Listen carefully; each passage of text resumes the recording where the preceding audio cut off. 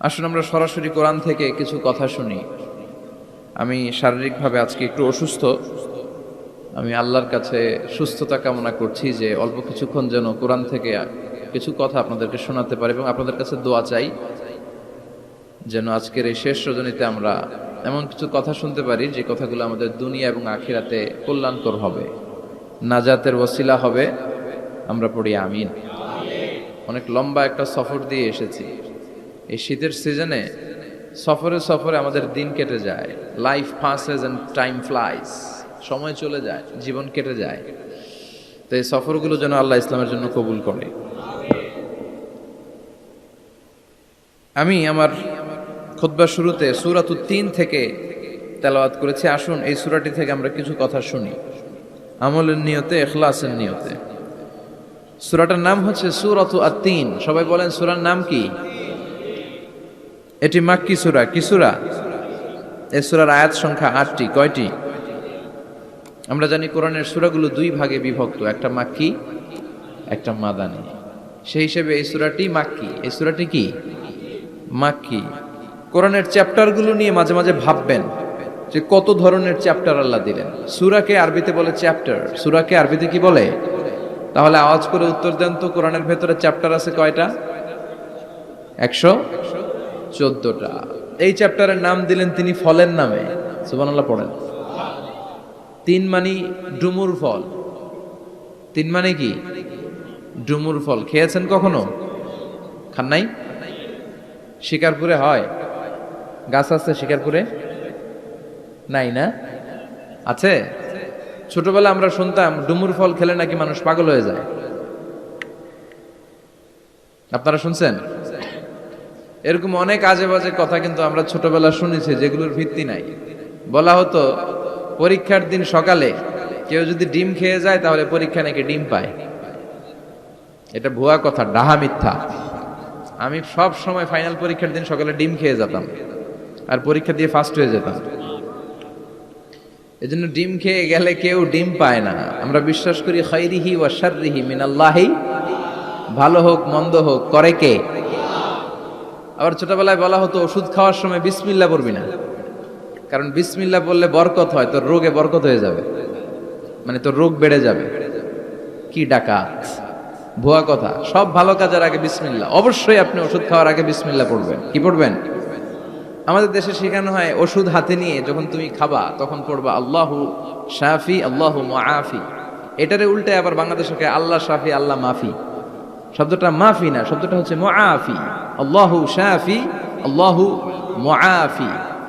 খেয়াল থাকবে, পড়েন আল্লাহু শাফি আল্লাহু মুআফি, আল্লাহু শাফি আল্লাহু মুআফি। এটা কোনো হাদিসে নাই, পড়তে বলা হয় নাই, তবে অর্থটা খুব সুন্দর। আল্লাহই তিনি শিফা দান করেন, আল্লাহই রোগ থেকে মুক্তি দান করেন। ওষুধ আমি খাচ্ছি, মেডিসিন খাওয়া সুন্নাহ, কিন্তু ওষুধ আমারে শেফা দেয় না, মুআফাত দেয় না। আমারে শেফা দেয় কে? এই ঘোষণাটা, অ্যানাউন্সমেন্টটা বেশ ভালো, আপনি পড়তে পারেন, কিন্তু সুন্নাহ মনে করে না। এটা ভালো অর্থ, তাই পড়ি।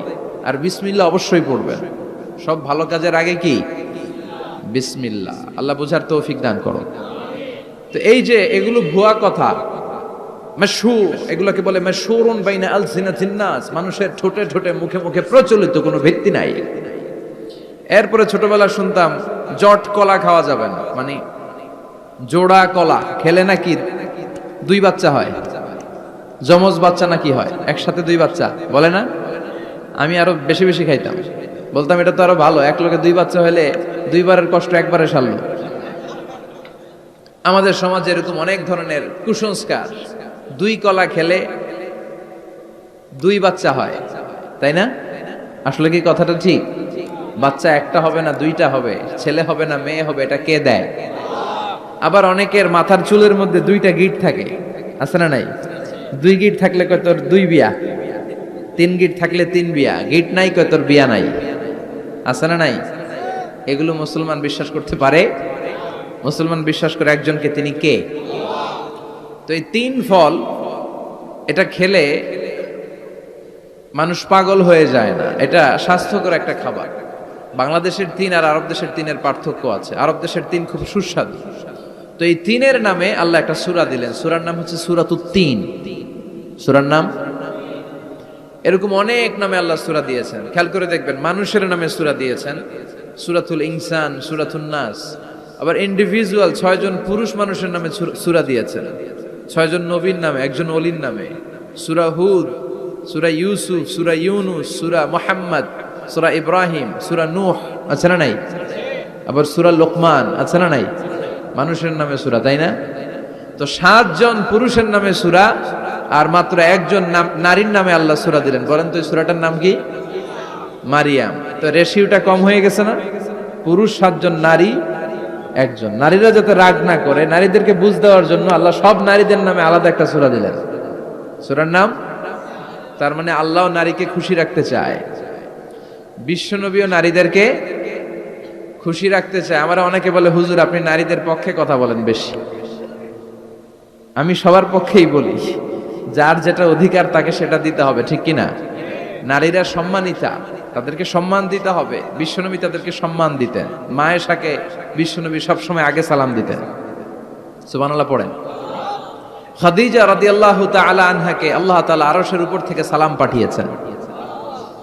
এজন্য নারীদেরকে সালাম দিবেন বেশি বেশি।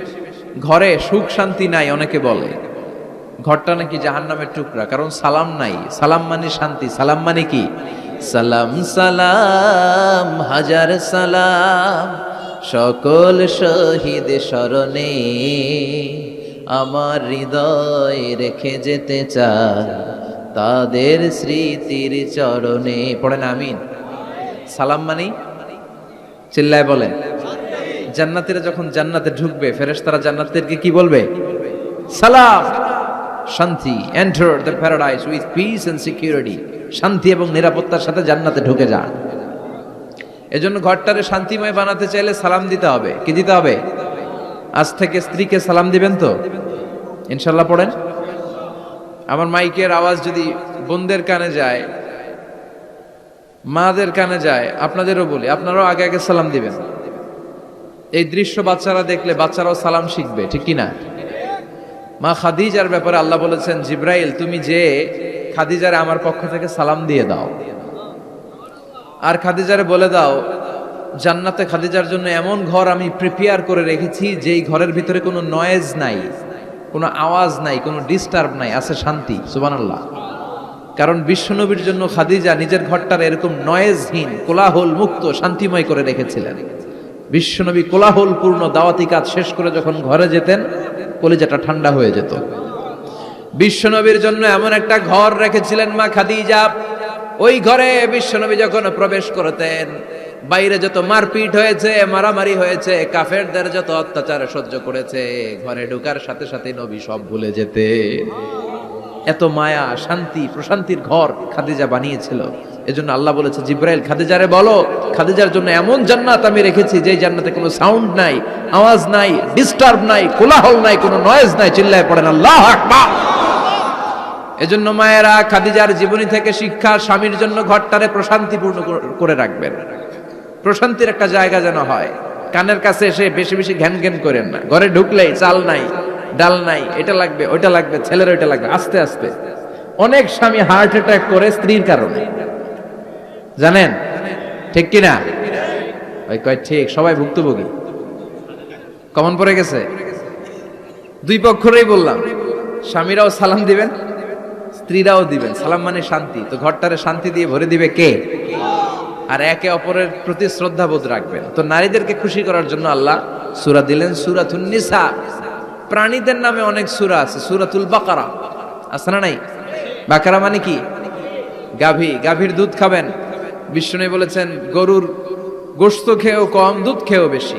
আলাইকুম বি আলবানিল বাকার, তোমাদের উচিত গরুর দুধ খাওয়া। ফাইন্নাহা তুরাম্মু মিনাল আশজার, কেননা গরুর দুধ এটা হচ্ছে সবুজ ঘাস আর পাতার নির্যাস। ফি লাবানিহা শিফা, গরুর দুধে আছে শিফা। ও ফি লুহুমিহা দা, গরুর গোশতে আছে রোগ। গোশতে আছে কি? গরুর গোশত খাইলে রোগ বাড়ে না? অনেক ডাক্তার আছে, এরা সিরিয়াল নেয় না, যারা গরুর গোশত খায় বেশি। বলে লাল মাংস যারা খাবে এরা যেন আমার সিরিয়াল না নেয়। আছে না নাই? বিশ্বনবীর খাবারের তালিকায় দুধ ছিল। বিষ্ণু বলতেন বেশি বেশি দুধ খেও, এবং বিষ্ণু বলেছেন মায়েরা যেন তাদের বাচ্চাদেরকে দুধ খাওয়ায়। মায়ের বুকে প্রথম যে দুধটা আসে এটাকে বলে শাল দুধ, এটা বাচ্চার জীবনের প্রথম প্রাকৃতিক টিকা। সুবহানাল্লাহ পড়েন। আমরা কত টাকা দিয়ে দামি দামি টিকা দেই, কিন্তু প্রথম টিকাটা আল্লাহ ফ্রি দিয়েছেন। সুবহানাল্লাহ পড়েন। বাকারার নামে সূরা দিলেন, আনকাবুত মাকড়সার নামে সূরা দিলেন, নাহাল মৌমাছির নামে সূরা, নামাল পিঁপড়ার নামে সূরা। সুবহানাল্লাহ পড়েন। এইভাবে আপনি খুঁজলে কোরআনের চ্যাপ্টারগুলো যে কত সুন্দর সুন্দর নাম দিয়ে আল্লাহ দিয়েছেন, তার এই ধারাবাহিকতায় আজকের সূরাটির নাম দিয়েছেন আল্লাহ একটা ফলের নামে। কিসের নামে? 3 ফলের নামে। সূরার নাম কি? সাইয়েদনা বারা ইবনে আযিব রাদিয়াল্লাহু তাআলা আনহু বর্ণনা করেন, বুখারীর বর্ণনা। তিনি বলেন সামি'তু রাসূলুল্লাহি ইয়াকরাউ সূরাতাত তিন ফি সালাতিল ইশা। আমি বারা ইবনে আযিব রাদিয়াল্লাহু তাআলা আনহু এশার নামাজে বিশ্ব নবীকে সূরাতুত তিন তেলাওয়াত করতে শুনেছি। কোন নামাজে? কোন সূরা পড়তেন? কোন নামাজে? কোন সূরা? মনে থাকবে? পড়বেন তো? তিনি বলেছেন এশার নামাজে আমি বিশ্ব নবীকে সূরাতুত তিন তেলাওয়াত করতে শুনেছি। ফামা সামি'তু আহসানা সাউতিন মিন সাউতি রাসূলিল্লাহ। আল্লাহ রাসূলের কণ্ঠের চাইতে এত মধুর কণ্ঠ আমার জীবনে শুনি নাই। বিশ্বনবী যখন তেলাওয়াত করতেন সাহাবাদের কলিজা ঠান্ডা হয়ে যেত। সাহাবারা মাঝে মাঝে খাবার না পেলে, ঘরে খাদ্য না থাকলে বিশ্বনবীর কাছে চলে আসতেন, এসে বিশ্বনবীর চেহারার দিকে তাকায় থাকতেন, ওনার কণ্ঠে তেলাওয়াত শুনতেন। বিশ্বনবীর তেলাওয়াত শুনলে চেহারার দিকে তাকায় থাকলে ক্ষুধার কথা তারা ভুলে যেতেন। কি কণ্ঠ ছিল বিশ্বনবী! অনেকে বলে সাইয়েদনা দাউদ আলাইহিস সালামের কণ্ঠ ছিল অনেক চমৎকার, এটা ঠিক, কিন্তু বিশ্বনবীর চাইতে বেশি সুন্দর না। আকাবা উপসাগরের তীরে বসে সাইয়েদনা দাউদ যখন তেলাওয়াত করতেন, সাগরের মাছগুলো সাগর ছেড়ে ডাঙ্গায় চলে আসতো, বনের পশু বন ছেড়ে বাইরে আসতো, আকাশের পাখি আকাশ ছেড়ে দিয়ে নিচে নেমে আসতো। কিন্তু বিশ্বনবীর কণ্ঠটা এর চেয়েও বেশি সুন্দর ছিল। সুবহানাল্লাহ পড়েন। বিশ্বনবী সারাদিন যে কোরআনের আয়াতগুলো নাজিল হয়েছে, প্রত্যেক রাত্রে এশার নামাজের পর ঘরের মধ্যে বসে বসে আয়াতগুলো তেলাওয়াত করতেন। আর মক্কার আবু জাহেল, উতবা, শাইবা, ওয়ালিদ ইবনে মুগীরা সবাই লুকিয়ে লুকিয়ে তেলাওয়াত শোনার জন্য বাড়ির চিপায় চলে আসতো। আবু জাহেল, উতবা, শাইবা এটা কি বিশ্বনবীর পক্ষের লোক না বিপক্ষের? বিপক্ষের লোক হয়েও নবীর কণ্ঠের তেলাওয়াত শোনার জন্য পাগল। তাইলে কণ্ঠটা কি নরমাল কণ্ঠ ছিল? যেন তেন কণ্ঠ ছিল? আবু জাহেল ছিল মক্কা শহরের প্রেসিডেন্ট, সে ঘোষণা দিয়ে দিত কেউ মুহাম্মাদের কণ্ঠের তেলাওয়াত শুনবা না, শুনতে যেতে পারবা না। সবাইকে নিষেধ করে রাত্রিবেলা চোরের মতো নিজেই যাইতো। সুবহানাল্লাহ পড়ো। হজের মৌসুমে আবু জাহেল ঘোষণা দিয়ে দিল, খবরদার, মক্কায় ঢুকার যতগুলো গেট আছে সবগুলো গেটে তোরা দাঁড়ায় থাকবি, হাজীদেরকে বলবি মক্কায় নতুন একটা পাগল এসেছে, তার কথা যারা শুনে তারাও পাগল হয়ে যায়। নাউজুবিল্লাহ পড়ো। তার কর্মী বাহিনী হজের মৌসুমে বিভিন্ন গেটে পাঠায় দিল, মক্কায় ঢুকার হাজীদের যত গেট, বিভিন্ন দেশ থেকে হাজিরা আসবে, কর্মীদেরকে বলে দিল তোরা বলবি এই এলাকায় নতুন এক পাগলের আমদানি হয়েছে, নাম মুহাম্মদ। পড়েন নাউযুবিল্লাহ। যারাই এই মুহাম্মাদের কণ্ঠের তেলাওয়াত শুনে তারাও পাগল হয়ে যায়। আদেশ অনুযায়ী কর্মীরা মক্কার গেটে দাঁড়িয়ে দাঁড়িয়ে হাজীদেরকে বলল, হাজী সাহেব হজে যান, জমজম খান, খেজুর খান, হজ করেন, সমস্যা নাই, কিন্তু নতুন এক পাগল আসছে, এই পাগলের নাম মুহাম্মদ। এই পাগলের কাছে যারা যায় হেরাও পাগল হয়ে যায়। হাজী সাহেবরা কোনোদিন এই মুহাম্মদ নামটা শুনে নাই, এই প্রথম শুনলো। শুই নাই মনে মনে কয় যেদিকে যাব আর নাই যাব, আগে মুহাম্মাদের কাছে যাব। সবার আগে কার কাছে যাব? কারণ মানুষের একটা অভ্যাস হচ্ছে আল ইনসানু হারিসুন আলা মা মুনিয়া, মানুষের যেটা করতে নিষেধ করা হয় বেশি ওইটা মানুষ করে বেশি। মনে মনে হাজিরা বলে তোমরা নিষেধ করছো তো অবশ্যই যাব, দেখি মুহাম্মদটা কে। তার মানে আমাদের বিরুদ্ধে অপপ্রচার করলে এটা আমার পক্ষের প্রচার হয়ে যায়। সুবহানাল্লাহ পড়েন। ইসলামের বিরুদ্ধে অপপ্রচার করলে এটা কি হয়ে যায়? প্রচার হয়ে যায়। ইউরোপ আমেরিকাতে ইসলামের নামে ট্যাগ লাগায় এক্সট্রিমিস্ট, জঙ্গি, আমরা নাকি জঙ্গি, আমরা নাকি এক্সট্রিমিস্ট। তো যারা সিভিলিয়ান আছে, খ্রিস্টিয়ান সিভিলিয়ান, ইউরোপ আমেরিকার সাধারণ জনগণ, তারা ভাবে ঘটনা নাকি মুসলমানদের বিরুদ্ধে এত কথা কেন? যারা ইসলাম নিয়ে গুগলে সার্চ করে, বিভিন্ন বই পড়ে, কোরআনের ইংলিশ ট্রান্সলেশন পড়ে, আগে তারা ইসলাম সম্পর্কে জানতো না, কিন্তু সবাই যখন বলা শুরু করছে জঙ্গি জঙ্গি জঙ্গি, ইসলাম মানে জঙ্গি, তখন তারা ইসলাম সম্পর্কে পড়তে শুরু করে দিয়েছে। পড়তে পড়তে ইসলামের সুন্দর বাণীগুলো পড়ে ওদের হৃদয় ঠান্ডা হয়ে যায়। যাদের নসিব ভালো, অনেকে কালিমা পড়ে মুসলমান হয়ে যায়। ইউরোপ আমেরিকাতে মুসলমানের সংখ্যা দিন দিন বাড়ছে। মাঝে মাঝে পত্র পত্রিকায় দেখবেন যে কনভার্টেড মুসলমান, ও মুসলমান, ও মুসলমান। ধারণা করা হচ্ছে 2070 সালের মধ্যে ইউরোপ আর আমেরিকায় মুসলমান হয়ে যাবে সংখ্যাগরিষ্ঠ। খ্রিস্টানদের ছাড়িয়ে মুসলমানদের সংখ্যা ইউরোপ আমেরিকায় বেড়ে যাবে। সুবহানাল্লাহ পড়েন। সেই দিন বেশি দূরে নয় যেদিন কালেমার পতাকা হোয়াইট হাউসের উপরে শোভা পাবে। ঘোষণাটা কার? চিল্লায় বলেন, ওয়াদাটা কার? আবু জাহেল ঘোষণা দিয়েছে কেউ যেতে পারবে না, কিন্তু লুকিয়ে লুকিয়ে নিজেই যায়। একটা নির্ধারিত সময়ে বিশ্বনবী তেলাওয়াত করতেন, আর ওই তেলাওয়াতের সময় আবু জাহেল, উতবা, শাইবা, ওয়ালিদ ইবনে মুগীরা সবাই লুকিয়ে লুকিয়ে বিশ্বনবীর ঘরের চারদিকে কান পেতে মধুর কণ্ঠের তেলাওয়াত শুনতো। ফ্রি ফ্রি আরামসে শুনতো এই তেলাওয়াত। বিশ্বনবীর তেলাওয়াত যখন শেষ হয়ে যেত, এরা ভাগলপুর দিত দৌড়। ফিরে যাওয়ার রাস্তা থাকতো একটা, কয়টা? দেখা হয়ে যেত। একজন আরেকজনকে দোষারোপ করতো। আবু জাহেল বলতো, কিরে তোরা আসলি কেন? ওরা বলে, তুই এলি কেন? দিনের বেলা ভাষণ দেশ মোহাম্মদের বিরুদ্ধে, রাত্রে বেলা চোরের মতো তুই আসিস কেন? একে অপরকে দোষারোপ করে। আবু জাহেল বলে, ঠিক আছে, কাল থেকে আমিও আসবো না, তোরাও আসবি না।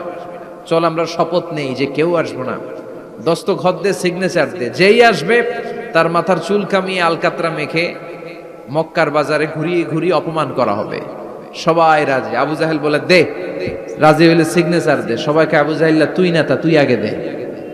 আবু জাহেল 1 নাম্বার, নাম্বার 2 উতবা, নাম্বার 3 শাইবা, সবাই সিগনেচার। কালকে কেউ যাবে না, কেউ যাবে না।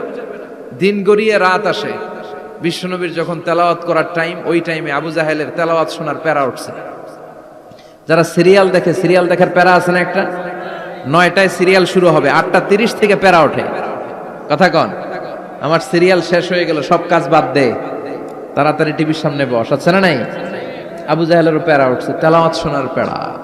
টসিং এন্ড টার্নিং, বিছানায় এপাশ ওপাশ করে, আর মনে মনে ভাবে, হায় রে, আর তো সময় নাই, এই তো শুরু হয়ে যাবে একটু পরে মোহাম্মদের তেলাওয়াত, না গেলে তো বড্ড মিস হয়ে যাবে। যাই যাই, আজকে যেরকম দস্তখত নিছি আর ধমক দিছি, কেউ যাবে না, আমি নিশ্চিত কেউ যাবে না, আমি একটু যাই। উতবা, শাইবা, ওয়ালিদ ইবনে মুগীরা প্রত্যেকেই প্রত্যেকের ঘর থেকে এই একই কথা ভাবছে যে আজকে তো যেই থ্রেড দিছে আবু জাহিল্লাহ, আজকে কেউ যাবে না, আমি একটু যাই। সুবহানাল্লাহ পড়েন। আজকেও সবগুলো যে হাজির। বিশ্বনবী মন্ত্রমুগ্ধ করা সুরের ঝংকার তুলে তেলাওয়াত করছেন, আর সবগুলো মন্ত্রে মুগ্ধের মতো তেলাওয়াত শুনছে। বিশ্বনবীর তেলাওয়াত শেষ, সব দিছে দৌড়। ফিরে যাওয়ার রাস্তা কয়টা? আজকেও দেখা। আবু জাহিল্লাহ কয়, কিরে তোরা আইলি কেন? সবাইকে আবু জাহিল্লাহ, তুই আইলি কেন? একে অপরকে দোষারোপ করে। এই ঘটনাটা শোনানোর উদ্দেশ্য হচ্ছে বিশ্বনবীর কণ্ঠটা যেন তেন কোনো কণ্ঠ ছিল না, এই কণ্ঠে সুরের ঝংকার ছিল, ঠিক কিনা? এজন্য সাইয়েদনা বারা ইবনে আযিব রাদিয়াল্লাহু তাআলা আনহু বুখারীর বর্ণনায় বললেন, ফামা সামি'তু আহসানা সাওতান মিন সাওতি রাসূলিল্লাহ, বিশ্বনবীর কণ্ঠের চাইতে এরকম সুরেলা কণ্ঠ আমার জীবনেও আমি শুনি নাই। আর বিশ্বনবীকে এই সূরাটা কোন নামাজে পড়তে শুনছে? পড়বেন তো আপনারা? আল্লাহ তৌফিক দান করো। এই সূরাটা আল্লাহ কসম দিয়ে শুরু করছে। কি দিয়ে? 3 ফলের কসম দিয়ে। মনে রাখবেন, মান কানা ইয়াহলিফ ফালইয়াহলিফ বিল্লাহ, যার কোনো কারণে কসম কাটতেই হয় সেজন্য আল্লাহর নামে কসম কাটে, আউলিয়াসমু, তার না হলে যেন চুপ থাকে। আল্লাহ ছাড়া কারো নামে কসম কাটা যাবে? কিন্তু আমাদের দেশে অনেক কিছুর নামে কসম আছে না নাই? আমরা কোরআন শরীফের নামে কসম কাটি, অনেক সময় কাবার নামে কসম কাটি, মায়ের বুকের দুধের কসম, বিদ্যার কসম কাটি না? কাটা যাবে? শিকারপুরের লোকের আর কি কি জিনিসের কসম কাটেন বলেন? হ্যাঁ, মায়ের কসম না, মায়ের কসম কাটা যাবে না। আর কি কি জিনিসের কসম কাটেন বলেন? আল্লাহর কসম কাটা যাবে। আর মাজারের কসম খাইছে না, মাজারের কসম কাটা যাবে। আর কিসের কসম কাটে এই দেশে? বইয়ের কসম না, বইয়ের কসম কাটা যাবে না। আর আছে হ্যাঁ, আল্লাহ ছাড়া কারো নামে কসম কাটা যাবে, কিন্তু আল্লাহ চাইলে সবকিছুর নামে কসম কাটতে পারেন। চিল্লায় কোন সুবহানাল্লাহ। সে আল্লাহ বললেন ওয়াত্তিনি ওয়াজ-যাইতুনি ওয়া তুরি সিনিনা ওয়া হাযাল বালাদিল আমিন। তিনের কসম। কিসের কসম? তিন ফুলের কসম। এজন্য আল্লাহ বলেছেন ওয়াত্তিন। চিল্লায় বলেন, কি পড়েছেন? সম্মানিত ভাইয়েরা খেয়াল রাখবেন, কসম যখনই আল্লাহ কেটেছেন তখনই আল্লাহ ওয়াও ব্যবহার করেছেন। এটাকে বলে, এই যে এটা কিন্তু তাফসীরের আসল কথা, মনে রাখেন, ওয়াও আল কাসামিয়া, এটার বলে কসম কাটার ওয়াও। যত জায়গায় আল্লাহ কসম কেটেছেন তত জায়গায় আল্লাহ কি ব্যবহার করেছেন? চিল্লায় বলেন। আমরা অবাক হয়ে গেলে আমরা পড়ি ওয়াও, এই ওয়াও না, আমরা ওয়াও বলি না? অবাক করা জিনিস দেখলে কি বলে ছেলেবেলে? ওয়াও, এই ওয়াও নয়। এই স্টেজে রিং আসছে, মোবাইলে রিং আসলে ঝামেলা হবে। তো যত জায়গায় কসম তত জায়গায় ওয়াও। সবাই বলেন, যত জায়গায় কসম তত জায়গায়। যেমন আল্লাহ কোরআনে যুগের শপথ করেছেন, সময়ের কসম করেছেন। আল্লাহ বলেছেন ওয়াল আসর। কি বলেছেন? ওয়াও আছে না নাই? আল্লাহ পাহাড়ের কসম করেছেন, আল্লাহ বলেছেন ওয়াত্তুর। আল্লাহ ফজরের কসম করেছেন, আল্লাহ বলেছেন ওয়াল ফাজার। জিলহজের প্রথম 10 রাতের কসম করেছেন, তিনি বলেছেন ওয়ালায়ালিন আশার। জোড় আর বেজোড়ের কসম করেছেন, তিনি কি বলেছেন? ওয়াতর। তারই ধারাবাহিকতা এখানে তিনি 3 ফলের কসম কেটেছেন, আর তিনি বলেছেন ওয়াত্তিন। চিল্লায় বলেন, তিনি কি বলেছেন? মানে 3-এর কসম। কিসের কসম? 3 ফল। ডুমুর ফলের কসম কেটেছেন, কারণ এই ফলের অনেক উপকারিতা আছে। এটা আরব বিশ্বে আরবদের কাছে খুবই গুরুত্বপূর্ণ সুস্বাদু একটা ফল। কালো ডুমুর হয়, সাদা ডুমুর হয়। এই ডুমুর ফল খেলে ডায়াবেটিক্স রোগীদের অনেক উপকার হয়। ডায়াবেটিক্স আমাদের জাতীয় রোগ না? ডায়াবেটিক্স আছে কার কার? অনেকের আছে না? এই ডায়াবেটিক্স আল্লাহ ভালো করে দিবে। কি খাবেন? ডুমুর ফল খাবেন। অনেক নারীদের ইররেগুলার মেনস্ট্রুয়েশনাল পিরিয়ড হয়, অনিয়মিত অনিয়ন্ত্রিত মাসিক। এই ডুমুর ফলের সেদ্ধ করা পানি যদি খায়, তাদের মাসিক নিয়মিত হয়ে যাবে। এটার মধ্যে অনেক স্ট্রেংথ এন্ড স্ট্যামিনা আছে। আর এই ফলটা জান্নাতি ফল। কি ফল? এটা জান্নাতি ফল। এই 3 গাছটা জান্নাতের গাছ। সাইয়েদনা আদম আলাইহিস সালামকে আল্লাহ বললেন ওয়ালা তাকরাবা হাযিহিশ শাজারাতা ফাতাকুনা মিনাজ জালিমিন। ও আদম, তুমি আর হাওয়া মিলে জান্নাতে ঘুরো, জান্নাতে খাওয়া দাওয়া করো, যা মনে চায় করো, কিন্তু একটা নিষিদ্ধ গাছ আছে, ওই গাছের কাছে যাওয়া যাবে না। কার কথা? সব খাও, সব করো, কিন্তু নিষিদ্ধ গাছের কাছে যাওয়া যাবে না। আদম আলাইহিস সালাম শয়তানের ওয়াসওয়াসায় পড়ে ওই গাছের ফলই খেয়ে ফেললেন। ওয়ালাকাদ আহিদনা ইলা আদম মিন ক্বাবলু ফানাসিয়া ওয়া লাম নাজিদ লাহু আজমা। আমি আদমকে স্পেশাল একটা অর্ডার করেছি, ওই অর্ডার আদম রক্ষা করতে পারে নাই। পারবে কেমন? আদম তো ভুলে গেছে। আদম আলাইহিস সালাম কি করছে? ভুলে গেছে। ভুল করে তিনি খেয়ে ফেললেন। শয়তানের ওয়াসওয়াসায় পড়ে শুধু আদমই খান নাই, হাওয়াও খেলেন আলাইহিমাস সালাম। খাওয়ার সাথে সাথে ওনাদের জান্নাতের পোশাকগুলো খুলতে আরম্ভ করলেন, নেকেড হতে শুরু করলেন। আদম আর হাওয়া দুইজনই কি হতে শুরু করলেন? উলঙ্গ হতে শুরু করলেন। গায়ের মধ্যে আর জামা নাই। সম্মানিত ভাইয়েরা, এখানে শিক্ষণীয় যে বিষয়টা সেটা হচ্ছে শয়তানের কাজ, শয়তানের মিশন জান্নাতেও যেটা ছিল দুনিয়াতেও এইটা। শয়তানের মিশন হচ্ছে আদম জাত, বনি আদমের দেহ থেকে কেমন করে কাপড় খোলা যায়, নারীদেরকে কেমন করে উলঙ্গ করা যায়। জান্নাতে যেমনি আদম আর হাওয়া আলাইহিস সালামের কাপড় শয়তান খুলেছে, দুনিয়াতেও শয়তান আমাদেরকে অশ্লীল বানাতে চায়। চিল্লায় বলেন ঠিক কিনা? এজন্য আমার মায়েরা, আমার বোনেরা, যাদের কানে আমার মাইকের আওয়াজ যায়, খবরদার, শয়তানের এই ওয়াসওয়াসায় ফাঁদে পা দেয়া যাবে না। শয়তান চেয়েছে জান্নাতে কেমন করে মা হাওয়ার কাপড় খুলে ফেলা যায়, দুনিয়াতেও শয়তান চায় কেমন করে আপনাদেরকে নেকেড বানানো যায়। ঠিক কিনা? বাংলাদেশে নারীদের কাপড় এখন দেহের মধ্যে বাড়ছে নাকি কমছে? আছি আমরা এখন জামানায়, লাজ শরম গেছে হারায়। ঠিক কিনা? পাতলা শাড়ির বাহার, পাখি ড্রেস লেহেঙ্গা পোশাক দেখে নারীর লাজে মরে যাই, হায় হায় আছি আমরা এখন জামানায়, লাজ শরম গেছে হারায়। ঠিক কিনা? পোশাক আশাক নারীদের খাটো হতে শুরু করেছে, এটা শয়তানের মিশন। এজন্য মায়েরা বোনেরা খবরদার, পোশাককে ছোট করবেন না, খাটো করবেন না, হেজাব পরবেন। এই হেজাবকে ফরজ করেছে কে? এই হেজাব আপনার অধিকার, আপনার অধিকার আপনি বুঝে নেন। হেজাব আপনার অহংকার, এই হেজাব হচ্ছে আপনার আভিজাত্যের প্রতীক। চিল্লায় বলেন ঠিক কিনা? নারী অধিকারের যারা কথা বলে, নারী আন্দোলনের কথা যারা বলে, তাদের কথায় কান দিবেন না। এরা বক্তব্যের মঞ্চে উঠে নারীর অধিকারের কথা বলে, কিন্তু তাদের ঘরেই নারীরা বেশি নির্যাতিতা, তাদের ঘরের কাজের মেয়েগুলাই বেশি নির্যাতিতা। চিল্লায় এখন ঠিক কিনা? তারাই লোহা গরম করে কাজের মেয়েগুলোর পিঠে ছ্যাক দেয়, তারাই সুযোগ পেলে ধর্ষণে সেঞ্চুরি করতে দ্বিধাবোধ করে না। চিল্লায় এখন ঠিক কিনা? শয়তানের মিশন।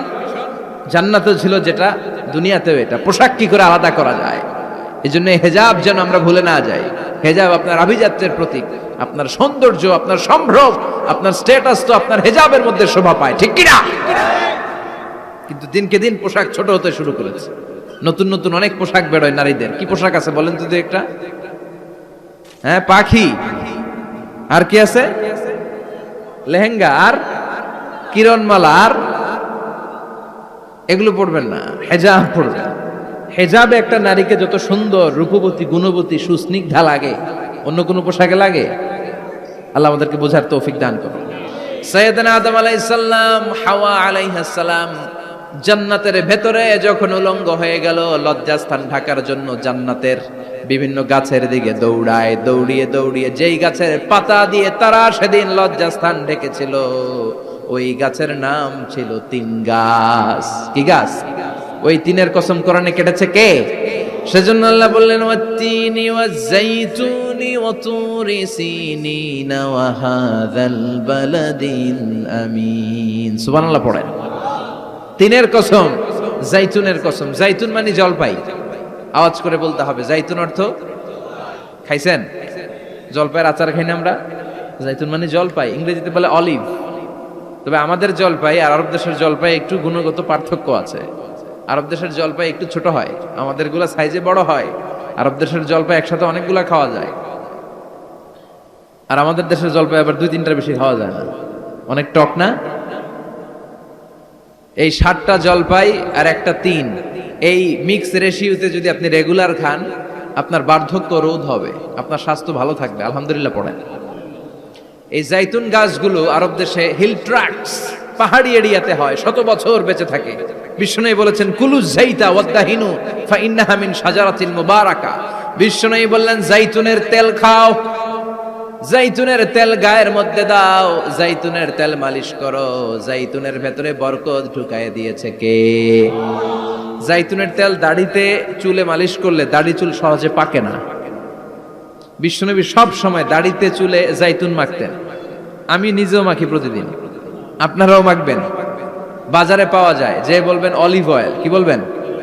অলিভ অয়েল বললে আপনাকে দিবে। স্পেনের, মেড ইন স্পেন, এদের অলিভ অয়েল ভালো। ফিলিস্তিনের যে অরিজিনাল অলিভ অয়েল, এটা ভালো, এটা খাওয়া যায়। তাম্বুতু বিদ্দুহুনি ওয়া সিবগিল আখিলিন, এটার অনেক কাজ, খাওয়াও যায়, মালিশও করা যায়, জাইতুনের ডাল ভেঙে মেসওয়াকও করা যায়। সুবহানাল্লাহ পড়েন। বিশ্বনবী বললেন, নি'মাস সিওয়াকিয়াজ জাইতুন, জাইতুনের মেসওয়াক কতই না ভালো। ফাইন্নাহা সিওয়াকি ওয়া সিওয়াকুল আমবিয়াই মিন ক্বাবলি, কেননা আমি বিশ্বনবী নিজে জাইতুনের ডাল ভেঙে মেসওয়াক করি, আমার আগে লক্ষাধিক নবীরা সবাই জাইতুনের ডাল দিয়ে মেসওয়াক করেছে। সুবহানাল্লাহ পড়েন। আপনার দেহের ব্যাড কোলেস্টেরলের লেভেল কমে যাবে যদি জাইতুন আপনি খান। দাড়িতে মাখবেন, চুলে মাখবেন, আবার সালাদের মধ্যেও জাইতুনের তেল দিয়ে খাওয়া যায় যদি এক্সট্রা ভার্জিন হয়। লেস দেন 1% অ্যাসিড দিয়ে এটাকে পিউরিফাইং করলে এটার বলে এক্সট্রা ভার্জিন। এরপর আরেকটা আছে ভার্জিন, 2% অ্যাসিড দিয়ে পিউরিফাইং করে। 3-4-5% অ্যাসিড দিয়ে পিউরিফাইং করলে ওটার বলে রিফাইন্ড পিওর, ওটা গায়ে মালিশ করবেন, বরকত আছে না নাই? এজন্য এই দুইটার কসম কোরআনে কেটেছে কে? এরপরে রব্বুল আলামিন বলেন, ওয়া তুরি সিনিন,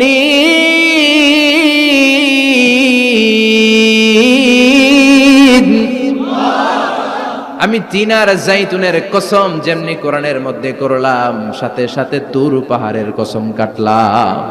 সুবহানাল্লাহ পড়েন। সাউথ সাইনা, দক্ষিণ সিনাইয়ে এই তুর পাহাড়ের অবস্থান। মিশরে দুইটা জেলা আছে, উত্তর সিনাই, দক্ষিণ সিনাই। এই দক্ষিণ সিনাইতে 2285 মিটার উঁচু এই পাহাড়। সাইয়েদনা মুসা আলাইহিস সালাম এই পাহাড়ে উঠে কথা বলতেন কার সাথে? তাওরাতের মতো কিতাবকে আল্লাহ তাআলা কাঠের তক্তার মধ্যে লিখে এই পাহাড়ের উপর নাজিল করেছে। কাঠের তক্তা চিনেন? কাঠ দিয়ে মোটা মোটা তক্তা বানায় না? আল্লাহ নিজ হাতে তাওরাত লিখে এই কাঠের তক্তাগুলো সাইয়েদনা মুসা আলাইহিস সালামকে দিলেন, বললেন যাও, এটার মধ্যে হেদায়েত আছে, নূর আছে, বুরহান আছে, নিয়ে যাও, বনি ইসরায়েলের কাছে দাওয়াতের বাণী পৌঁছে দাও, তুমি বার্তাবাহক, যাও। সাইয়েদনা মুসা আলাইহিস সালাম দেখলেন ছোট্ট ছোট্ট কিছু কাঠের ফলকার তক্তা, ভাবলেন কাঁধের মধ্যে তুলে নিয়ে যাই, এর চেয়েও কত ভারী ভারী জিনিস আমি মুসা কাঁধের মধ্যে তুলে বেড়াই। কিন্তু সাইয়েদনা মুসা আলাইহিস সালাম তক্তার মধ্যে হাত দিয়ে দেখে কাঁধে উঠাবে তো দূরের কথা, নাড়াতেই পারে না। সুবহানাল্লাহ পড়ে। কাঁধে উঠাবে তো দূরের কথা, কি করতে পারে না? নাড়াতেই পারে না। মুসা আলাইহিস সালাম ভাবলেন এদিক দিয়ে মনে হয় শক্ত, ওদিকে মনে হয় নরম, ওদিক দিয়ে ধরি, ওদিকে টান দেয়, ওদিকেও নড়ে না, মাঝখানে ধরে টান দেয়, নড়ে না। ঘটনা কি? এর চেয়ে কত বড় তক্তা কাঁধে লয়ে ঘুরি, আর এগুলো নড়ে না কেন? আল্লাহ জিব্রাইলরে বলেন না একটু হেল্প করতে? আল্লাহ বললেন যাও, তোমারে হেল্প করতে কইছে। মুসা আলাইহিস সালাম বললেন ভাই জিব্রাইল তুমি এদিক দিয়ে ধরো, আমি ওদিক দিয়ে ধরি। আমরা এরকম ধরে বলি না মারো টান হেইয়ো, এই দুইজনে হেইয়ো হেইয়ো শুরু করছে, কিন্তু তক্তা নড়ে না। মুসা আলাইহিস সালাম বললেন চলো পজিশন চেঞ্জ করি, তুমি এদিকে আমি ওদিকে, মারো টান আরো জোরে, কিন্তু তক্তা নড়ে না। মুসা আলাইহিস সালাম বললেন আল্লাহ জিব্রাইলের যে সঙ্গী ফেরেশতা 11 বলো না একটু হেল্প করতে? আল্লাহ বলে যাও হেল্প করে আসো। এবার সবাই মিলে মারো টান আরো জোরে, গায়ে যত জোর আছে মুসা আলাইহিস সালাম তক্তা ধরে টান দিলেন। টানের চোটে প্রত্যেকটা লোমকূপ দিয়ে ঘাম বেরোতে শুরু করেছে। এক একটা টানে কোমরের রক ছিঁড়ে যাওয়ার অবস্থা, কিন্তু তক্তা নড়ে। আল্লাহ ডেকে বললেন মুসা রক ছিঁড়ার দরকার নাই, আর ঘেমে অস্থির আর ঘর্মাক্ত হওয়ার দরকার নাই। আসলে তক্তার এত ওজন না, কিন্তু তক্তার মধ্যে যে বাণীগুলো আছে বাণীগুলো কার? এটা আমার বাণী রে মুসা, এগুলো আমার কথা, এগুলো আমার দেওয়া কিতাব, এগুলো সাধারণ দুনিয়ার বাণী নয়, সাধারণ কথা নয়। এই জিনিসটা বোঝাবার জন্য তক্তার ওজন আমি বাড়িয়ে দিয়েছি। এবার ফেরেশতার সাহায্যের দরকার নাই, নিজেই টান দাও, দেখবা উঠাতে পারবা। সাইয়েদনা মুসা আলাইহিস সালাম এখন দেখে টান দিয়ে কাঁধে নেওয়া যায়। সুবহানাল্লাহ পড়ে। এই যে তুর পাহাড় তিনি মুসা আলাইহিস সালামকে দিয়েছিলেন, যেই পাহাড়ের উপরে, পাহাড়টার নাম তাওরাত কিতাব যে তিনি দিয়েছিলেন, যেই পাহাড়ের উপরে, এই পাহাড়টার নাম কি? তুর পাহাড়। বিশ্বনবী মেরাজে যখন গিয়েছিলেন সাইয়েদনা জিব্রাইল এই তুর পাহাড়ে বিশ্বনবীকে নামিয়ে বললেন অন্ধকার, ইয়া রাসূলুল্লাহ উদুল্লাহ, আল্লাহর কাছে দোয়া করেন। বিশ্বনবী বললেন জিব্রাইল দোয়া করলাম, কিন্তু কোন জায়গায় কোন পাহাড়ের উপরে আমারে নামালা? আমি তো এলাকা চিনি না, পাহাড় চিনি না, কোন পাহাড় এটা? সাইয়েদনা জিব্রাইল বললেন নবী হাদিহি জাবালু মুসা তুর সাইনা, এটা আপনার ভাই মুসার পাহাড়, তুর পাহাড়। সুবহানাল্লাহ। এটার চূড়ায় বিশ্বনবী দোয়া করেছেন। এবং ইয়াজুজ মাজুজের আক্রমণ থেকে বাঁচার জন্য ঈসা আলাইহিস সালাম কিয়ামতের আগে সব মুমিন বান্দাদেরকে নিয়ে তুর পাহাড়ের উপরে উঠবে। সুবহানাল্লাহ পড়েন। আমি নিজেই তুর পাহাড়ের উপরে উঠছি 2 বার জীবনে। আমি মিশরে ছিলাম তো, ওখানে আমি শিক্ষা সফরে 2 বার আমরা প্রায় তুরে সাইনাতে সফর করতাম। ঠান্ডা একটা এলাকা, মিশরে পুরো মিশরে গরম, ওদিকে ঠান্ডা। 3 ধর্মের লোকদের জন্য এটা একটা তীর্থস্থান, সবাই যায়, ইহুদিরা যায়, খ্রিস্টানরা যায়, আমরাও যেতাম। মাঝরাতে তুর পাহাড়ে উঠতে হয়, ফজরের সময় পৌঁছতে হয়, আবার 7টা-8টার দিকে ব্যাক করতে হয়। 10টা-11টার পরে সূর্যের তাপে পাথরের পাহাড় এত গরম হয় ওখানে কোনো মানুষ দাঁড়িয়ে থাকতে পারে না। আমরা উঠতেছি কাঁধের মধ্যে ব্যাগ নিয়ে, খ্রিস্টানরা উঠতেছে, ইহুদিরা উঠতেছে। ওটার উপরে খ্রিস্টানদের একটা চার্চ আছে, গির্জা, ইহুদিদের আছে একটা ছোট্ট সিনাগগ। ইহুদিরা যে জায়গায় নামাজ পড়ে ওটার কি বলে? সিনাগগ। খ্রিস্টানরা যেটাতে নামাজ পড়ে ওটার বলে চার্চ, গির্জার। আমরা যেটাতে নামাজ পড়ি মসজিদ। আমাদের একটা মসজিদ আছে ছোট। ফজরের সময় উঠলাম, উঠে তাকিয়ে দেখি সূর্য কিরণে পুরো তুর পাহাড়ের সিলসিলাতুল জিবাল, পাহাড়ি রেঞ্জ ঝিকিমিকি আলোতে সূর্যের কিরণে চমৎকার এক আভা, রক্তিম আভা ধারণ করেছে। সবাই মিলে আল্লাহর কাছে দোয়া করলাম, এই তুর পাহাড়ের কসম কেটেছে কে?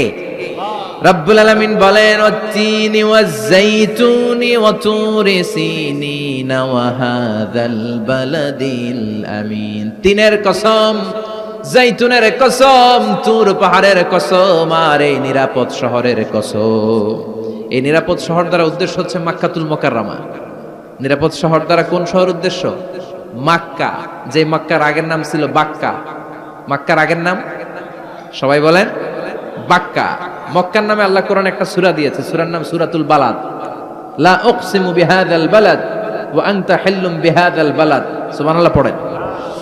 আবার এই শহরের নাম দিলেন আল্লাহ উম্মুল কুরা, জনপদ সমূহের মা। এই শহরের মধ্যে যারা এই প্রবেশ করবে নিরাপত্তা দিবে কে? আবার এই শহরের মাঝখানে আল্লাহ এমন একটা ঘর তৈরি করেছে, গোটা বিশ্বের সব মুসলমান ওই ঘরের দিকে মাথা নুইয়ে সিজদায় লুটিয়ে পড়ে। সুবহানাল্লাহ পড়েন। ইন্না আউওয়ালা বাইতি উদিআ লিন-নাস লাল্লাযী বিবাক্কাতা মুবারাক। এই কাবা ঘরকে কেন্দ্র করে প্রতিদিন 120টা রহমত নাজিল হয়। চিল্লায় বলেন তো কয়টা? 60 লিত তাইফিন, 60টা রহমত যারা তাওয়াফ করে তাদের জন্য। 40 লিল মুসাল্লিন, 40টা রহমত যারা নামাজ পড়ে তাদের জন্য। 60 আর 40 কত? বাকি আছে কয়টা? ওয়াল 20 লিন-নাযিরিনা ইলাল কাবা, বাকি 20টা রহমত যারা তাওয়াফও করে না, নামাজও পড়ে না, শুধু কাবার দিকে তাকিয়ে থাকে। সুবহানাল্লাহ পড়েন। আবার কাবার 4টা কর্নার আছে, একটা কর্নারের ভেতরে একটা পাথর আছে, এটাকে বলে ব্ল্যাক স্টোন কর্নার, হাজরে আসওয়াদের পাথর। এই পাথরে যেই চুমো দেয়, পাথর ওই চুমোদানকারীর জীবনের সব গুনাহ টেনে শুষে সব নিয়ে যায়।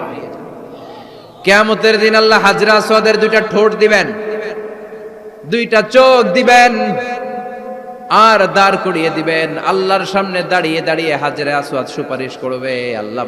আল্লাহর কাছে বলবে, আল্লাহ এই লোকটা আমারে চুমু দিয়েছে, তার জন্য জাহান্নামের আগুন হারাম করে দাও। এই হাজরে আসওয়াদ পাথরের জন্য আমরা চুমু দিতে পারি, আল্লাহ তৌফিক দাও। জোরে পড়েন আমিন।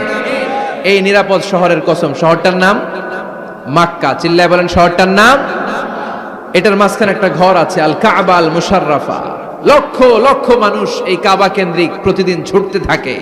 আল্লাহ বলেছেন এটা মাসাবাতান লিন-নাস, মানুষের মিলন কেন্দ্র। লক্ষ লক্ষ মানুষ এই কাবাকে ঘিরে নামাজ পড়ে। প্রতিটা জুমার দিন 10 লাখেরও মোর দেন 1 মিলিয়ন মুসল্লি কাবার চারদিকে জুমার সালাত আদায় করে। সুবহানাল্লাহ পড়েন। আজান হওয়া মাত্রই মৌমাছির মতো মানুষগুলো ছুটতে থাকে। কাবার আজান শুনেছেন? আল্লাহু আকবার, আল্লাহু আকবার,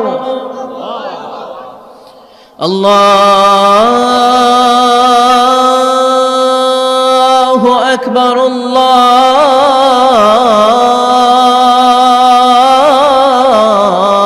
আল্লাহু আকবার। কি শুনেলা আজান, কাবার আজান। আজান হতে দেরি, আজান হতে দেরি। যদি 20-30 তলা হোটেলের কোনো ছাদ থেকে আপনি খেয়াল করেন, দেখবেন মৌমাছির মতো ডানে বায়ে সামনে পেছনে চারিদিক থেকে সারে আল হিজরা দিয়ে, সারে আজিয়াদ রোড দিয়ে, গাজ্জা দিয়ে, জারোয়াল দিয়ে, মেসফালা দিয়ে, ইব্রাহিম খালিলি দিয়ে মানুষগুলো কাবার দিকে ঢুকতে শুরু করেছে, ঠিক কিনা? আবার বিশ্বনবী বলতেন, মক্কা তো হাব্বুল বিলাদ ইলাইয়া, মক্কা শহর আমার কাছে সব চাইতে প্রিয় শহর। লাউলা উখরিজিতু লামা খারাজতু, মক্কার কুরাইশরা, কাফেররা যদি এই শহর থেকে জোর করে আমারে বের করে না দিত, আমি কোনোদিন মক্কা ছেড়ে দূরে যেতাম না। সুবহানাল্লাহ পড়েন। বিশ্বনবীর জন্মস্থান এই শহর, যেখানে বিশ্বনবী জন্মেছেন ওইখানে আছে মাকতাবা, লাইব্রেরি। কি আছে? হজ উমরা যারা করেছেন তারা দেখবেন ওখানে গেলেই ফ্রিতে বই দেয়। কি দেয়? বিশ্বনবীর জন্মস্থানে গেলে যেই ভাষার হন, বাঙালি গেলে বাংলায়, ইংরেজ গেলে ইংরেজিতে, পাকিস্তানিরা গেলে হিন্দিতে, সবাইকে ফ্রিতে বই দেয়া হয়। তার মানে বিশ্বনবীর জন্মস্থানে গেলেই বই পাওয়া যায়, ঠিক কিনা? বিশ্বনবীর জন্মস্থানের ঠিক পাশেই আবু জাহেলের জন্মস্থান। ওইখানে কি আছে জানেন? হ্যাঁ, হাম্মাম, হাম্মাম আবি জাহাল। বাঙালি হাজিদের বুক ভরা ঘৃণা তার জন্য। বাঙালি হাজিরা বলে, আবু জাহিল্লার টয়লেট কই, যাইয়া সব ভরাই দিয়া শোন। জেদ্দাতে নেমেই খুঁজতে আরম্ভ করে আবু জাহেলের টয়লেট কই। সবাই বলে এই না জেদ্দায় আসলেন, মক্কা তো আর 80 কিলো দূরে, আপনি যাবেন ওমরা করবেন, বিশ্রাম নেবেন হোটেলে, এরপরে জিয়ারা যখন করায় তখন ওখানে নেয়। কিন্তু নাইম্মা কই আবু জাহেলের টয়লেট কই। কি ক্ষোভ তার প্রতি, না কি ক্ষোভ আর ঘৃণা, আর বিশ্বনবীর জন্য অন্তর ভরা ভালোবাসা আছে না নাই? এজন্য ইসলাম হচ্ছে শান্তির ধর্ম। জঙ্গিপনা যারা করে, সন্ত্রাসবাদের কথা যারা সমাজে উস্কে দেয়, তাদের জন্য ইসলামে কোনো শান্তি নাই। আবু জাহেল ছিল সন্ত্রাসদের লিডার, ঠিক কি না? Leader of the all terrorist, কুখ্যাত ইন্টারন্যাশনাল সন্ত্রাসী আবু জাহেল। আর বিশ্বনবী ছিলেন মুজাহিদ। বিশ্বনবী কি ছিলেন? মুসা আলাইহিস সালাম ছিলেন মুজাহিদ। ফেরাউন ছিল কুখ্যাত সন্ত্রাসী আর জঙ্গি, ঠিক কি না? সাইয়েদনা ইব্রাহিম ছিলেন মুজাহিদ আর নমরুদ ছিল জঙ্গি, ঠিক কি না? যারা ইসলামের পক্ষে কথা বলে তারা মুজাহিদ, আর যারা ইসলামের বিপক্ষে তারা সন্ত্রাস আর জঙ্গি। চিল্লায় বলেন ঠিক কি না? সে আল্লাহ ডেকে বললেন গোলামুত্তিনি ওয়াজ-যাইতুনি ওয়া তুরি সিনিনা ওয়া হাযাল বালাদিল আমিন। তিন ফলের কসম, জাইতুনের কসম, তুর পাহাড়ের কসম, বিশ্বনবীর জন্মস্থান মক্কাতুল মুকাররমার কসম। চারটা জিনিসের কসম কেটেছে কে? কয়টা জিনিসের? চারটা জিনিসের কসম কেটে আল্লাহ একটা কথা বলবেন। ওই কথাটার গুরুত্ব বেশি না কম? লাকাদ খালাকনাল ইনসানা ফি আহসানি তাকওয়িম। সবাই পড়েন, লাকাদ খালাকনাল ইনসানা ফি আহসানি তাকওয়িম। নিশ্চয় আমি মানুষের চেহারাটারে, আকৃতিটারে বড্ড চমৎকার আকৃতি দিয়ে তৈরি করেছি। সুবহানাল্লাহ। মানুষের মতো কোনো সুন্দর প্রাণী পৃথিবীতে নাই, আছে? গরু দেখবেন সবগুলোর চেহারা একরকম।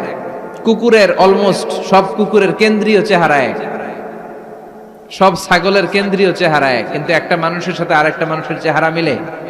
আমার সাথে হুজুরের চেহারার মিল আছে, হুজুরের সাথে ভাইয়ের, ভাইয়ের সাথে আপনার।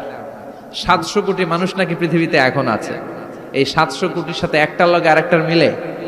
কত 700 কোটি ময়রা কবরে ভূত হয়ে রয়েছে, একটার সাথে আরেকটার মিল ছিল? আরো কত 700 কোটি যে কিয়ামতের আগে আসবে, একজনের সাথে আরেকজনের চেহারার কোনো মিল খাবে? এরপর আপনি হিউম্যান অ্যানাটমি নিয়ে গবেষণা করেন, পায়ের পাতা থেকে শুরু করে মাথার তালু পর্যন্ত একটার পর একটা অঙ্গ এমন ভাবে আল্লাহ তৈরি করেছে, পৃথিবীর কোন ডিজাইনারের কোন ডিজাইন দ্বারা এটাকে মাপজোক আর পরিমাপ করা সম্ভব না। চিল্লায় বলেন ঠিক কি না? এজন্য আল্লাহ বললেন লাকাদ খালাকনাল ইনসানা ফি আহসানি তাকওয়িম। মানুষকে চমৎকার আকৃতি দিয়ে তৈরি করেছে কে? আমাদের যে অঙ্গটা ঠিক যেখানে বসানো দরকার, ঠিক সেই অঙ্গটা আল্লাহ তাআলা ওইখানেই বসিয়েছে, ঠিক কি না? আল্লাহর সৃষ্টির মধ্যে কোনো খুঁত ধরার, ভুল ধরার ক্ষমতা কারো আছে? এক লোক বট গাছের তলায় বসে বিশ্রাম নিচ্ছে, আর বট ফল দেখে অবাক যে এত মোটা বট গাছ, ফলগুলো এত ছোট। বট ফল ছোট হয় না নাকি এত বড়? আর পাশেই ছিল কুমড়া গাছ, লাউ গাছ। আল্লাহরে গালে দিতেছে, আল্লাহর কি রুচি! চিকন চিকন কুমড়া গাছ, চিকন চিকন লাউ গাছ, এত বড় ফল, আর ইয়া মোটা বট গাছ, এতটুকু ফল। আল্লাহরে গালি দিতে দিতে ঘুমায় গেছে। আল্লাহরে গালি মারতে মারতে কখন যে ঘুমায় গেছে নিজেও জানেন। হঠাৎ একটা বট ফল পড়ছে একেবারে নাকে, লাফ দিয়ে উঠেছে। উঠে দেখে নাক দিয়ে রক্ত বেরোচ্ছে, ব্লিডিং। নাকের রক্ত মুছে আর পড়তে আরম্ভ করছে আলহামদুলিল্লাহ। কি পড়ে? মনে মনে কয় আল্লাহরে কেন গালি দিলাম? ওই কুমড়া যদি এইখানে হইতো, ওই লাউ যদি এইটার উপরে হতো, কুমড়া যদি একটা নাকের উপরে পড়তো, আমি নিজেই কুমড়া হইয়া যাইতাম, ঠিক কি না? সুবহানাল্লাহ পড়েন। মা খালাকতা হাদা বাতিলা। এমনি এমনি আল্লাহ কিছু বানায় নাই, যেখানে যেটা যতটুকু দরকার সেটা করে দিয়েছে কে? চোখ যেখানে থাকা দরকার চোখ দিছে কে? নাক যেখানে দরকার নাক দিছে কে? চোখ কান এদিকে না হয়ে যদি অন্যদিকে হইতো সুবিধা হইতো? চোখ দুইটা মনে করেন এদিকে নাই, আছে এদিকে, এদিকে একটা চোখ, এদিকে, সুবিধা হইতো? খাওয়ার সময় আমরা প্রথমে দেখি, নাক দিয়ে শুকি, তারপরে মুখে মারি, ঠিক কি না? তো চোখ যদি পিছনে হইতো, প্রত্যেকটা খাবার নিয়ে চোখটা দেখানো লাগতো এইভাবে, তাই না? নাকও যদি এইখানে না হয়ে এদিকে নাকটা হইতো, খাবার নিয়ে ঘ্রাণ শুকতে চাইলে পেছনে নিয়ে। দেখেন কি সেটিং! চোখ যদি এইখানে না থেকে মাত্র 2 ইঞ্চি উপরে যদি আল্লাহ দিত, এদিকে একটা চোখ এদিকে একটা চোখ, সেজদা দিতে পারতেন? চোখ বন্ধ করে সেজদা দেওয়া লাগতো, ঠিক কিনা? ফুটবল খেলতে পারতেন? ফুটবলে হেড দিলেই ডিমের মতো পোষ হয়ে যেত চোখ দুইটা। সুবহানাল্লাহ পড়বেন না?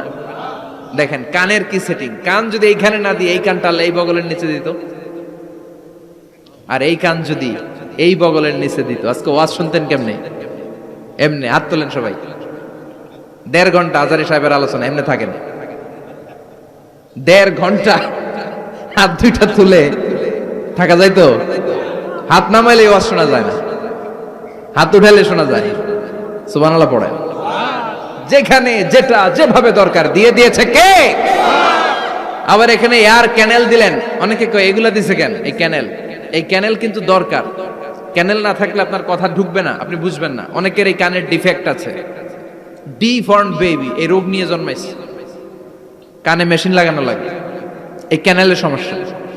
এটা কেটে দিলে আপনি কান কাটা রমজান, কান কেটে দিলে আপনি কান কাটা রমজান হয়ে যেতেন। এই ক্যানেল দিয়ে ঘুরে ঘুরে সাউন্ড ওয়েভ গুলো যায়, ফলে আমরা শুনতে পাই। এই ক্যানেল না থাকলে শুনতে পেতাম না। তার মানে মা খালাকতা হাযা বাতিলা, এমনি এমনি কিছু দেয় নাই। 206টা হাড্ডি দিয়ে আমাদের মানুষের দেহ, ছোট্ট হাড্ডিটা আল্লাহ দিয়ে দিছে এখানে। এটার ভিতরে একটা ড্রাম আছে, এটার বলে এয়ার ড্রাম। সাউন্ড ওয়েভ, শব্দ তরঙ্গ এয়ার ড্রামে নক করে, এরপরে outer air, middle air, inner air হয়ে ইলেকট্রিক্যাল সিগন্যালের মাধ্যমে যাই দেখে যায়, ব্রেনের সাথে কানেক্ট হতে হলে ইলেকট্রিক্যাল সিগন্যাল দিয়ে কানেক্ট হতে হয়। এই সাউন্ড ওয়েভ, শব্দ তরঙ্গগুলো ইলেকট্রিক্যাল সিগন্যাল দিয়ে ট্রান্সমিট হয়ে ব্রেনের হেয়ারিং নার্ভ, শুনবার যে স্নায়ু, ওইখানে নক করে। নক করা মাত্রই শব্দ তরঙ্গ আপনার শুনবার অনুভূতি জাগায়। এই সূক্ষ্মাতি সূক্ষ্ম কাজ কত ছোট্ট আর অল্প সময়ে করে দিচ্ছে কে? চোখ দিয়ে তাকানো মাত্রই দেখি কত রঙের রং দেখি। Human eyes can identify, can recognise more than 10 million colours. আমার কথা না, চক্ষু বিশেষজ্ঞদের কথা। মানুষের চক্ষু 10 মিলিয়নেরও বেশি রং, 1 মিলিয়নে 10 লাখ, 10 মিলিয়নে 1 কোটি, 1 কোটিরও বেশি ধরনের রং এই চোখ শনাক্ত করতে পারে। সাইজ মাত্র 2 মিলিমিটার। ছোট্ট এই চোখ দিয়ে এত কিছু দেখার সুযোগ দিয়েছে কে? এই দুটি চোখ দিয়েছি বলে দেখো যে কত অপরূপ নয়নাভিরা, খেতে খামারের জুড়াই জ্বালা বিধুর ধু, তোমার দেয়া চোখের শুকুর জানাবো তার ভাষা কই, যতই দেখি ততই যেন পলক ছাড়া চেরই। সুবহানাল্লাহ পড়ে। যতই দেখি ততই যেন পলক ছাড়া চেরই। এভাবে আমাদের দেহের প্রতিটি অঙ্গ সেটআপ করেছে কে? আল্লাহু আকবার। এজন্য রব্বুল আলামিন বলেন, লাকাদ খালাকনাল ইনসানা ফি আহসানি তাকওয়িম, আমি মানুষকে সবচাইতে সুন্দর আকৃতিতে তৈরি করেছি। সুবহানাল্লাহ।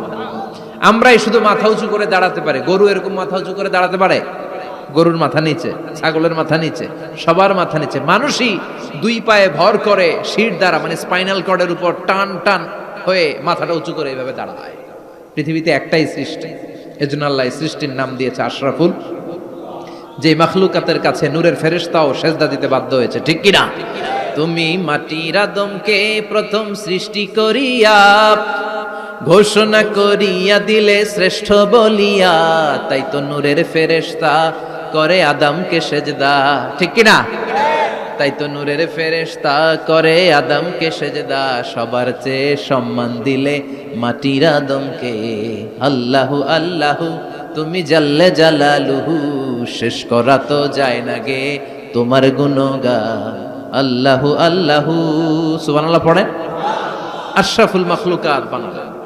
এত বৈচিত্র্য মানুষকে আল্লাহ দিয়েছেন, বিবেক দিয়েছেন, আবেগ দিয়েছেন, বাক শক্তি, কথা বলার ক্ষমতা। কোন প্রাণীর আছে? সুবহানাল্লাহ কইবেন না? বিবেক দিয়েছেন, আবেগ দিয়েছেন, বাক শক্তি দিয়েছেন, উপলব্ধি করবার মতো ক্ষমতা দিয়েছেন। আশরাফুল মাখলুকাত বানিয়েছেন এই মানুষকে। এই মানুষের মধ্যে আল্লাহ অনেক ক্যাপাসিটি দিয়েছেন। আবার আল্লাহ বললেন, ওয়ামিন আয়াতিহি খালকুস সামাওয়াতি ওয়াল আরদি ওয়াখতিলাফু আলসিনাতিকুম ওয়া আলওয়ানিকুম ইন্না ফি যালিকা লাআয়াতিন লিল আলিমিন। আমার সৃষ্টির মধ্যে অসাধারণ সৃষ্টি, আকাশ এবং জমিন সৃষ্টি, গায়ের রঙের ভিন্নতা, ভাষার ভিন্নতা। সুবহানাল্লাহ। আমরা কোন ভাষায় কথা বলি? কথা বলেন। আপনি কি মনে করছেন সারা ওয়ার্ল্ডে এই ভাষায় কথা বলে? ইন্ডিয়ানরা বলে হিন্দিতে, ইংরেজরা বলে ইংরেজিতে, আরাবিয়ানরা বলে আরবিতে, ঠিক কিনা? আমার দেশের বাইরের প্রথম সফর ছিল 2008-এ। সেই থেকে এক যুগ চলছে এখন সফর। ওই সফর যে কত দরকার ছিল, ওই সফরের আগে এই গ্লোবাল ইসলামকে দেখার সুযোগ আমার হয়নি। মানুষের যে কত ভিন্নতা, কত ভাষায় যে মানুষ কথা বলে। 2008 সালে আমি যখন আমার ইউনিভার্সিটিতে গেলাম, মাগরিবের সালাতের সময় পৌঁছেছি। আজান হওয়ার সাথে সাথে দেখলাম students of more than 100 nationalities they are coming out from their hostel to offer মাগরিব প্রেয়ার। মাগরিবের আজান দেখলাম হোস্টেল থেকে বিভিন্ন রঙের ছেলেপেলেরা মাগরিবের সালাত পড়ার জন্য বেরোচ্ছে। এক একটার কালার এক এক রকম, এক একটার ভাষা এক এক রকম। আমরা বাংলায় বললে আরাবিয়ানরা বুঝে না, আরাবিয়ানরা আরবিতে বললে ইন্ডিয়ানরা বুঝে না, ইন্ডিয়ানরা হিন্দিতে বললে ইংরেজরা বুঝে না, চাইনিজরা মান্ডারিনে বললে কেউ বুঝে না। চিয়াং ফিয়াং জিয়াং, এগুলো হচ্ছে চাইনিজ ভাষা। ইয়াং শিয়াং দিয়ে যখন কথা বলে কেউ বুঝে না। প্রথম মাগরিবের সালাত পড়ে আমি প্রথম নিগ্রু মানুষ আবিষ্কার করলাম। এর আগে কোনোদিন কালো মানুষ দেখি নাই। সালাম ফিরে ডানে দেখি এক নিগ্রু, বায়ে দেখি আরেক নিগ্রু, সিকেরামান কাতিবিন। এই নিগ্রু দেখে আমি দিছি দৌড়। সবাই কই দৌড়ান কেন? আমি বললাম এরা কারা? আমারে বলা হলো এরা আপনার বন্ধু। এরা কি? এই কালো লোক নাকি আমার বন্ধু। বললো 5 বছর এই নিগ্রুদের সাথে আপনার থাকতে হবে।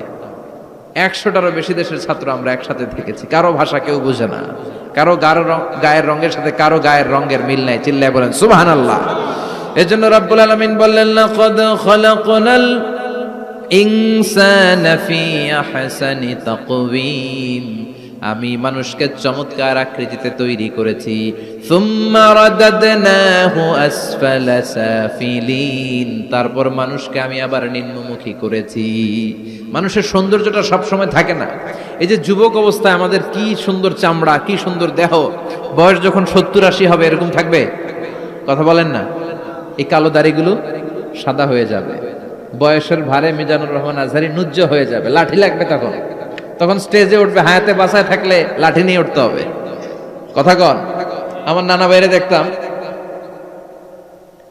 গাড়িতে একটা লাঠি রাখতো, মরহুম পীর সাহেব গোলাম সাদেক সাঈদী। গাড়িতে সব সময় লাঠি, এই লাঠি নিয়ে গাড়ি থেকে বেরোতো, লাঠি দিয়ে সিঁড়ি বেয়ে উঠতো, মাঝে মাঝে আমরা ধরেও উঠাতাম। তো উনি কি এরকম ছিল না? একদিন ইয়াং তাগড়া যুবক, রং ধরা যৌবন, জং ধরে শেষ, থাকে না। আসফালা সাফিলিন এর দুইটা তাফসীর, একটা হচ্ছে ইলা আরযালিল উমর, সব সময় মানুষ যুবক থাকে না, একটা সময় তারে বৃদ্ধ বানিয়ে দেয় কে? আবার আল্লাহ বুঝালেন মানুষ ভালো হলে অনেক ভালো হয়, খারাপ হলে অনেক খারাপ। মানুষ ভালো হলে ফেরেশতার চেয়ে ভালো, মানুষ খারাপ হলে পশুর চেয়েও খারাপ। কথা বলেন ঠিক কিনা? এক পশু আরেক পশুরে মারে না, এক পশু আরেক পশুরে হত্যা করে না, কিন্তু মানুষ মানুষের মারে কি মারে না? A lion never kills a lion, a dog never kills a dog, an elephant never kills an elephant. একটা হাতি একটা হাতিরে মারে না, কুকুর কুকুরে মারে না, কিন্তু মানুষ মানুষকে মারে কিনা? এজন্য আল্লাহ বললেন লাকাদ খালাকনাল ইনসানা ফি আহসানি তাকওয়িম সুম্মা রাদাদনাহু আসফালা সাফিলিন ইল্লাল্লাযীনা আমানু ওয়া আমিলুস সালিহাতি ফালাহুম আজরুন গায়রু মামনুন। দুই শ্রেণীর মানুষের এই বিপদ নাই, যারা ঈমান এনেছে, সৎ কর্ম করেছে। কার কথা? তবে ঈমানটা হতে হবে নির্ভেজাল। ওই ঈমানে শিরকের কোনো ছিটেফোঁটা থাকতে পারবে? তাহলে ওই ঈমান আপনারে মুক্তি দিবে। চিল্লায় বলেন ঠিক কিনা? ওয়া আমিলুস সালিহাত, নেক কাজ করে, সৎ কাজ করে, ফালাহুম আজরুন গায়রু মামনুন, তাদের জন্য এমন প্রতিদান আছে যেটা শেষ হবে না। আমাদের জন্য সবচেয়ে বড় প্রতিদান হচ্ছে জান্নাত। মুমিনের জন্য সবচেয়ে বড় পাওয়া হচ্ছে জান্নাত। চিৎকার করে বলতে হবে সবচেয়ে বড় প্রতিদান কি? মালিক তুমি জান্নাতে, তোমার পাশে আমায় একটি ঘর বানিয়ে দিও, একটি ঘর বানিয়ে দিও সে বিভীষিকাময় মহাদিনে, তোমার প্রতিবেশী করে নিও মালিক তুমি জান্নাতে, তোমার পাশে আমায় একটি ঘর বানিয়ে দিও। পড়েন আমিন, চিল্লায় পড়েন আমিন। তার মানে যারা ঈমান আনবে, নেক কাজ করবে, তাদের হারাবার কিছু নাই। চিল্লায় এখন ঠিক কিনা? আমাদের হারানোর কিছু আছে? আমরা মল্লে শহীদ বাঁচলে, মল্লে শহীদ বাঁচলে, এজন্য ঈমানটা হতে হবে পাকা ঈমান। ঈমানদার কখনো পথ হারায় না। ঈমানদার ভরসা রাখে কার উপর? আপনি যদি ঈমানের পক্ষে থাকেন, কোরআনের পক্ষে থাকেন, ইসলামের পক্ষে থাকেন, আপনার উপর আযাব আসবে, গজব আসবে, বিপদ আসবে, নবীদের উপর যেমনি এসেছে। ঠিক কিনা? ঝুঁকি যদি আসে, ভয় যদি আসে, আপনার উপর আযাব যদি আসে, শাস্তি যদি আসে, অত্যাচার আসে, মুমিন কখনো ভয় পায়? কথা বলেন। মুমিন কখনো পথ হারায় না, মুমিন কখনো আশা ছাড়ে না। চিল্লায় বলেন ঠিক কিনা? কারণ মুমিন খুব ভালো করে জানে, রাত্রি যত গভীর হয়, সুবহে সাদিকের সময় কাছে আসতে থাকে।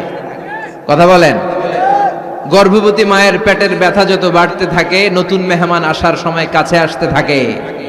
তেমনি ইসলামের পক্ষে যারা কথা বলে, ইসলামের পক্ষে যারা লড়াই করে, হকের ব্যাপারে যারা বাতিলের বিরুদ্ধে আপোষহীন, তাদের উপর যত অত্যাচার আসবে, ইসলামের বিজয়ের সময় কাছে ঘনাতে থাকবে। চিল্লায় বলেন ঠিক কিনা? ইসলাম জিন্দা হতা হয় হার কারবালা কি বাত। প্রতিটা কারবালার রক্তক্ষয়ী সংগ্রামের পরে ইসলামের বিজয় আসে। ইসলামের বিজয় মিষ্টি কথায় আসে না। ইসলামের কথা, ইসলামের বিজয়টা এমনি এমনি আসে না। ইসলাম জিন্দা হতা হয় হার কারবালা কি বাত। প্রতিটা কারবালার রক্তক্ষয়ী সংগ্রাম দিয়ে ইসলামের পতাকা উড়ে। চিল্লায় বলেন ঠিক কিনা? সে আল্লাহ বললেন, ইল্লাল্লাযীনা আমানু وعملوا الصالحات فلهم أجر غير ممنون فما يكذبك بعد بالدين أليس الله بأحكم الحاكمين। ও নবী, এরপরেও কোন জিনিস তাদেরকে ইসলাম থেকে দূরে রাখে? তাদেরকে জিজ্ঞেস করেন, আমি কি শ্রেষ্ঠতম বিচারক নই? সব বিচারকের শ্রেষ্ঠ বিচারক কে? কার বিচারে কোনোদিন জুলুম হয় না? চিল্লায় বলেন। আল্লাহর বিচারে কেউ কোনোদিন ঠকবে? তিনি সবচেয়ে শ্রেষ্ঠতম বিচারক। বিষ্ণু বললেন সূরাতুত তিন তেলাওয়াত করতে করতে কেউ যখন এই অষ্টম আয়াতে চলে আসে, সেজন্য বলে বালা ওয়া আনা আলা যালিকা মিনাশ শাহিদিন। আল্লাহ, আমি সাক্ষ্য দিচ্ছি আপনি শ্রেষ্ঠ বিচারক। আপনার চাইতে শ্রেষ্ঠ বিচারক হতে পারে? দুনিয়াতে যে বিচারগুলো পান নাই, আপনি কি মনে করছেন আখিরাতে এই বিচার হবে না? কথা বলেন। আপনার উপর জুলুম করা হয়েছে, আপনাকে নির্যাতন করা হয়েছে, এগুলোর বিচার করবে কে? আপনার জমি মেরে খেয়ে দিয়েছে, আপনার সম্মান নষ্ট করেছে, বিচার করবে কে? যত অন্যায় বিচার পৃথিবীতে হয়েছে, এগুলোর নতুন করে বিচার হবে। সেই বিচারকের, সবচেয়ে বড় বিচারকের ভূমিকা পালন করবে আমাদের আল্লাহ। আহকামুল হাকিমিন। আল্লাহ put a question to the audience, to the মুমিনিন। মুমিনদের কাছে আল্লাহ একটা প্রশ্ন রেখে এই সূরাটা শেষ করেছেন। আলাইসাল্লাহু বি আহকামিল হাকিমিন, আমি কি শ্রেষ্ঠতম বিচারক নই? এজন্য আমাদের ভরসা সব সময় একজনের উপর, তিনি কে? আর মুমিন কখনো আশা হারায় না। মুমিন তাওয়াক্কুল করে কার উপর? ভরসা রাখে কার উপর? বিপদে আপদে, সকালে বিকালে, সর্বাবস্থায় ফরিয়াদ করে একজনের কাছে, তিনি কে? আল্লাহ আমাদের সবাইকে কথাগুলো বুঝার, আমল করার তৌফিক দান করুক। আমরা পড়ি আমিন। আর জোরে পড়েন আমিন। সুবহানাকাল্লাহুম্মা ওয়া বিহামদিকা আশহাদু আল্লা ইলাহা ইল্লা আনতা আস্তাগফিরুকা ওয়া আতুবু ইলাইক।